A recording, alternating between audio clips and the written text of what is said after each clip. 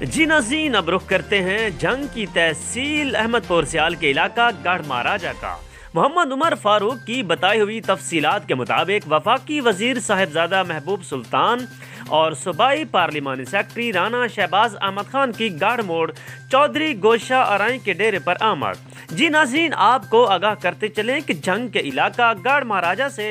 وفاقی وزیر برائے سیفران صاحبزادہ محمد محبوب سلطان، صوبائی پارلیمانی سیکرٹری رانا شہباز احمد خان کی گڑھ موڑ پر چودھری گوشہ ارائیں کے ڈیرے پر آمد۔ شاندار استقبال کیا گیا اور ان کے اعزاز میں پرتکلف ظہرانہ کا بھی اہتمام کیا گیا۔